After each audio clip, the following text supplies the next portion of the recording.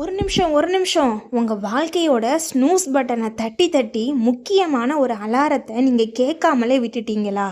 நேற்று செஞ்சதே தான் இன்னைக்கும், இன்னைக்கு செஞ்சதே தான் நாளைக்கும், நாட்கள் வாரங்கள் மாதங்கள் போகிறதே தெரியலையா? வாழ்க்கை ஏதோ ஒரு ஆட்டோ பைலட் மோடில் போகிற மாதிரி ஒரு உணர்வு உங்களுக்குள்ள இருந்துக்கிட்டே இருக்கா? ஜாக்கிரதை.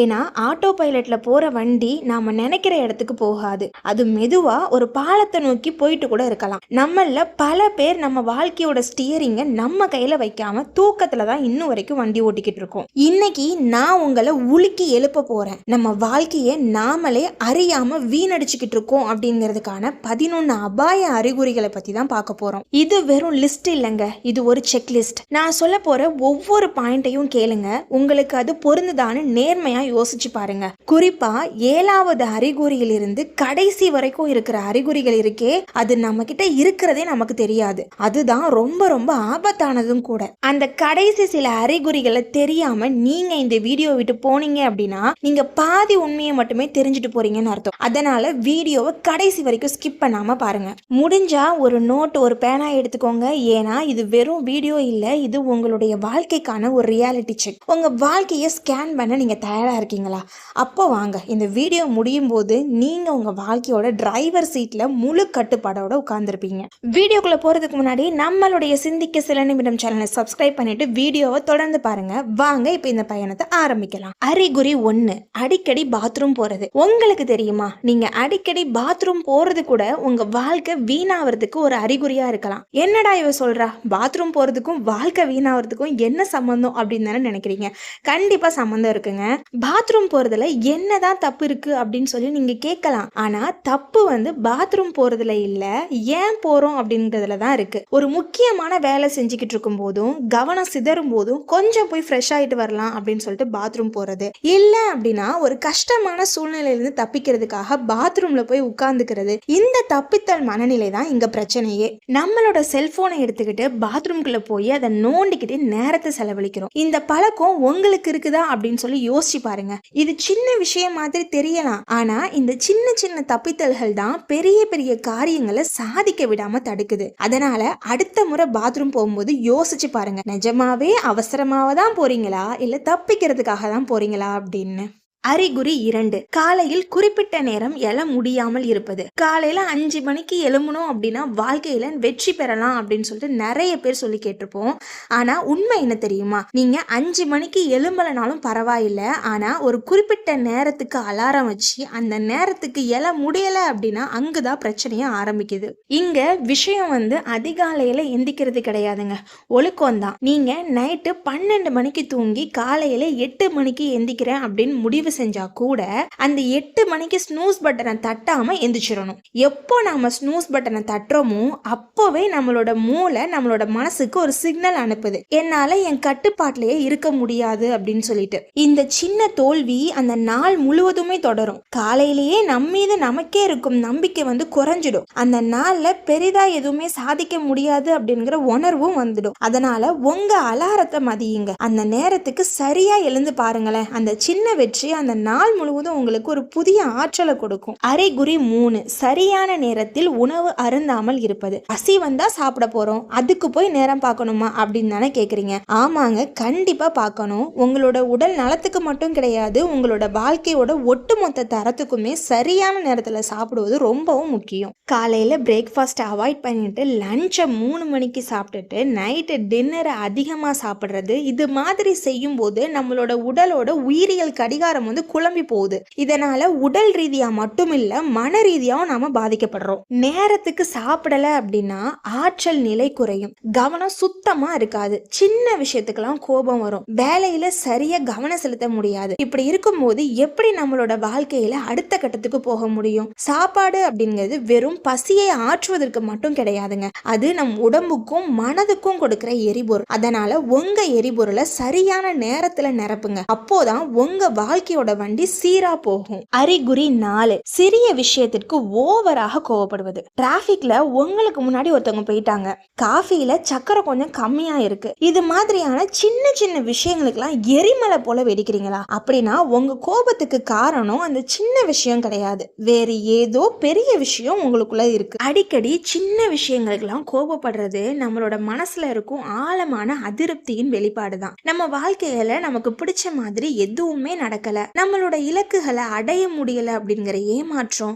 விரக்தி எல்லாம் சேர்ந்து தான் இப்படி கோபமா வெளிவருது. இந்த கோபம் உங்களை சுத்தி உள்ள நல்ல மனிதர்களை உங்கள்ட்ட இருந்து விலக்கிவிடும், உங்க ரிலேஷன்ஷிப் பாதிக்கும், உங்க மன அமைதியை கெடுக்கும். நீங்க உங்க வாழ்க்கையோட கட்டுப்பாட்டுல இல்ல, வாழ்க்கை தான் உங்களை கட்டுப்படுத்துது அப்படிங்கிறதுக்கான அறிகுறி இது.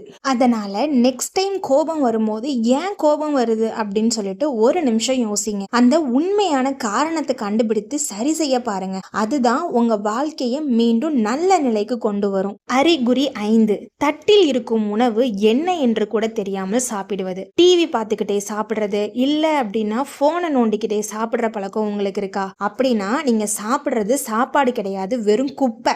என்னடா இப்படி சொல்றா அப்படின்னு நினைக்காதீங்க, உண்மையை கேளுங்க. நாம என்ன சாப்பிடுறோம், அதோட சுவை என்ன, நிறம் என்ன, வாசனை என்ன அப்படின்னு எதுவுமே உணராம வெறும் இயந்திரத்தனமா சாப்பிடும்போது நம்மளோட மூளைக்கு சாப்பிட்டோம் அப்படிங்கிற சிக்னல் சரியா போய் சேராது. இதனால அதிகமா சாப்பிடுவோம், ஆனா உடம்புக்கு தேவையான ஊட்டச்சத்து கிடைச்சுதா அப்படின்னு கூட தெரியாது. இது வெறும் சாப்பாடு விஷயம் இல்லைங்க, இது நீங்க பிரசன்ட்ல இல்ல அப்படிங்கறத காட்டுது. வாழ்க்கையோட சின்ன சின்ன அனுபவங்களை கூட ரசிக்கலாம், எப்போதும் ஏதோ ஒரு யோசனையில ஏதோ ஒரு வேகத்துல இருக்கிறோம் அப்படிங்கிற அறிகுறி தான் இது. அதனால இனி சாப்பிடும் போது போனை ஆஃப் பண்ணிட்டு தட்டுல இருக்கிறத பார்த்து ரசிச்சு ருசிச்சு சாப்பிட்டு பாருங்க, அந்த அனுபவமே தனியா இருக்கும். வாழ்க்கைய வாழ கத்துக்கோங்க.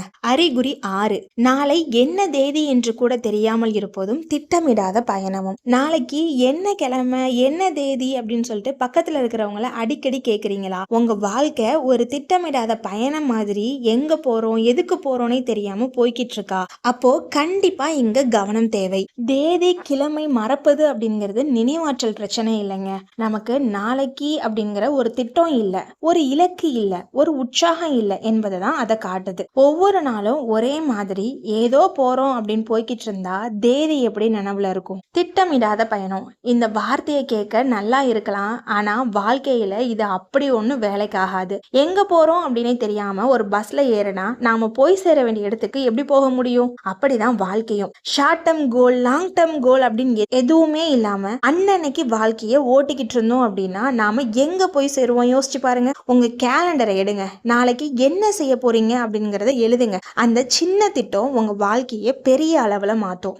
அறிகுறி 7, இன்று தேவை எவ்வளவு என்று அதற்கு மட்டும் வேலை பார்ப்பது. இன்னைக்கு செலவுக்கு காசு வந்துட்டா அப்ப போதும், நாளைக்கு பாத்துக்கலாம் அப்படிங்கிற மனநிலையில நீங்க இருந்தீங்க அப்படின்னா உங்க வாழ்க்கை ஒரு அன்றாடம் காட்சியாக தான் எப்போதுமே இருக்கும், வளர்ச்சியே இருக்காது.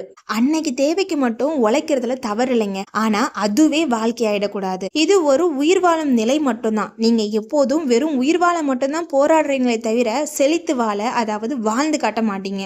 ஃபியூச்சரை பற்றியான ஒரு பார்வை இல்லாமல் சேமிப்பு, முதலீடு, சுய முன்னேற்றம் அப்படின்னு எதுலையுமே கவனம் செலுத்தாமல் அன்னன்னைக்கு கிடைக்கிறத வச்சு வாழ்க்கையை ஓட்டிக்கிட்டு இருக்கிறது அப்படிங்கிறது நம்மளுடைய திறமையை நாமளே நசுக்குவதற்கு சமம். உங்கள் தேவைக்கு அதிகமாக சம்பாதிக்க பாடுபடுங்க, எதிர்காலத்துக்கு திட்டமிடுங்க. அப்போதான் நீங்கள் வெறும் வேலை செய்யும் மனிதனா இல்லாமல் வாழ்க்கையவே வடிவமைக்கும் மனிதனா மாற முடியும். அறிகுறி 8, தேவையில்லாமல் வெட்டியாக கண் விழித்து காலை 4 மணிக்கு தூங்க செல்வது. நைட்டு ஃபுல்லா மூவிஸ் பார்க்கறது, சோஷியல் மீடியால நேரத்தை செலவிடுறது, யார்கிட்டையாவது சேட் பண்றது அப்படின்னு தேவையே இல்லாம கண் விழிச்சு காலையில 4 மணிக்கு போய் படுக்கிறீங்களா? நீங்க தொலைக்கிறது உங்களோட தூக்கத்தை மட்டும் இல்ல, உங்களோட அடுத்த நாளை, உங்களோட ஆரோக்கியத்தை, உங்களோட எதிர்காலத்தையே தான். சரியான தூக்கம் இல்லை அப்படின்னா அடுத்த நாள் முழுவதும் மந்தமாவே இருக்கும், உற்சாகம் இருக்காது, சிந்திக்கும் திறன் குறையும், உடல் ரீதியாகவும் பலவீனமா உணர்வோம். சிலர் சொல்லலாம், நான் இரவு ஆள்பா, எனக்கு இரவு தான் மூளை வேலை செய்யும் அப்படின்னு. உண்மையில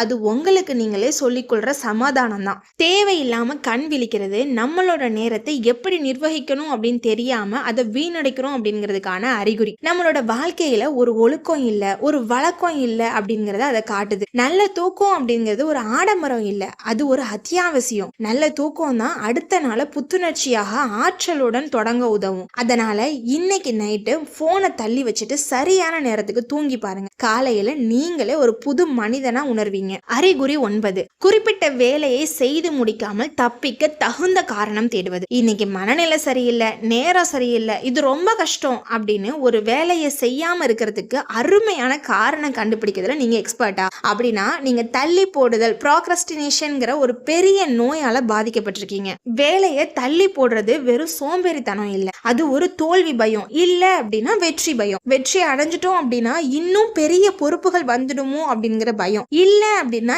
எல்லாமே கச்சிதமா இருக்கணும் அப்படின்னு நினைச்சிட்டு வேலையை ஆரம்பிக்காமல் இருக்கிறது. நம்மளோட மனசு எப்பயுமே ஈஸியான வழியை தான் தேடும். கஷ்டப்பட்டு ஒரு வேலை செய்யறதை விட நல்ல காரணம் சொல்லி தப்பிக்கிறது ரொம்பவே சுலபம். ஆனா இந்த பழக்கம் தொடர்ந்துச்சு அப்படின்னா நம்மளோட வாழ்க்கையில எந்த முன்னேற்றமுமே இருக்காது. செயல் செய்பவன் தான் சாதிக்கிறான், காரணம் சொல்பவன் அல்ல. அதனால ஜஸ்ட் டூ இட் என்ற மந்திரத்தை பின்பற்றுங்க. வேலையை ஆரம்பிங்க. சின்ன சின்ன அடிகளை எடுத்து வைங்க. முடிவு கண்டிப்பா நல்லதா இருக்கும். அறிகுறி 10, இன்று ஒரு நாள் மட்டும் என்று தினமும் சொல்லிக் கொள்வது. இன்னைக்கு ஒரு நாள் மட்டும் டயட்டை விட்டுறலாம், இன்னைக்கு ஒரு நாள் மட்டும் லேட்டா எந்திக்கலாம், இன்னைக்கு ஒரு நாள் மட்டும் இந்த வேலையை செய்யாம இருக்கலாம். இந்த இன்றைக்கு ஒரு நாள் மட்டும் அப்படிங்கிற வார்த்தையை நீங்க அடிக்கடி பயன்படுத்துவீங்களா அப்படின்னா உங்களோட இன்றைக்கு எப்போதுமே நாளைக்கு ஆக போறது கிடையாது. இந்த ஒரு நாள் அனுமதி மனநிலை தான் பெரிய பெரிய இலக்குகளை கூட நாசம் செய்யும். ஒவ்வொரு தடவையும் நாம இன்னைக்கு ஒரு நாள் மட்டும் அப்படின்னு சொல்லும் போது நம்மளோட மன உறுதியை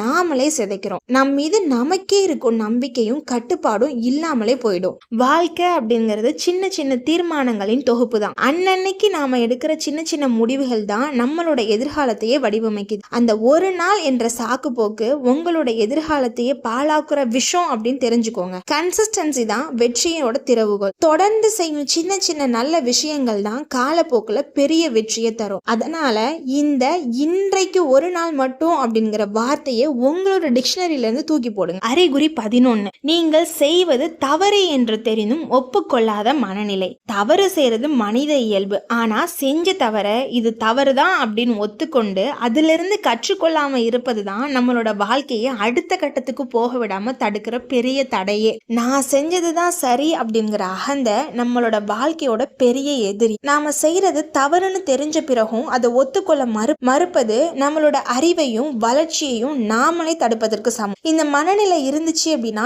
யாரும் உங்ககிட்ட உண்மையை பேச மாட்டாங்க, நல்ல ஆலோசனைகள் கிடைக்காது, நம்மளோட தவறை திருத்திக்கிற வாய்ப்பே இல்லாம போயிடும். ஒரு தவறை ஒப்புக்கொள்றதால நீங்க ஒண்ணு தாழ்ந்து போயிட மாட்டீங்க, மாறாக உங்க மீது இருக்கும் மதிப்பு தான் அதிகமாகும். திறந்த மனசோட இருங்க, விமர்சனங்களை ஏத்துக்கொள்ளுங்க. அப்போதான் நீங்க உங்களோட சிறந்த பதிப்பா மாற முடியும், உங்க வாழ்க்கையும் முன்னேறும். என்ன ஃப்ரெண்ட்ஸ், இந்த 11 அறிகுறிகள்ல ஏதாவது ஒண்ணு உங்ககிட்ட இருக்கா அப்படின்னு யோசிச்சு பாருங்க.